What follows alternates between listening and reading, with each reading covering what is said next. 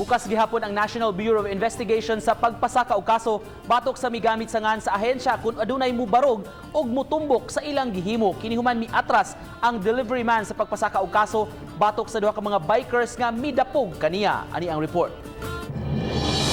Tolerate anong behavior, whether tinuod ka or fake ka, basta nagdakas ka sa NBI, basta saktong ebidensya, kasuhan ka. Atos ombudsman.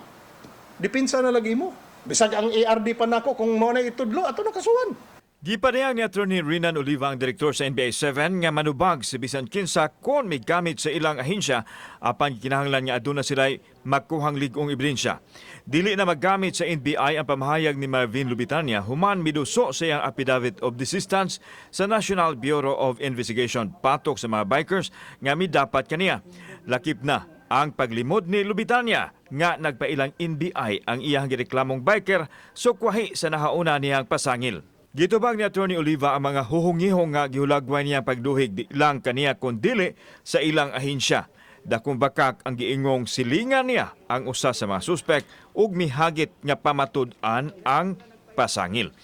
Nga ang kana ko nung usa ka subject, silingan ako, pastig natagak ko sa... Ikaw, tanawang address na ko, tanawa ng silingan ako. How do you define silingan? Akong gi-check angan, taga IT Park. Ako taga Pangutana.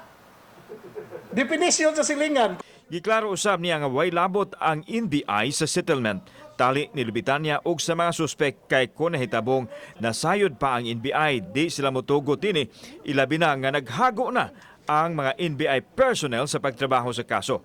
Apektado gani ang ubang mga kasong gihuptan aron lang ma-prioritize ang nahitabo ni Lubitania. Kung gi-appeal pa mi, di gyud sugot. Ngano masugot man mi? Nga musugot man mi nga na may crime committed. Pwede na masettle ng criminal actions, di man. Kauban si Cleofer Lumayag, ako si Alan Domingo.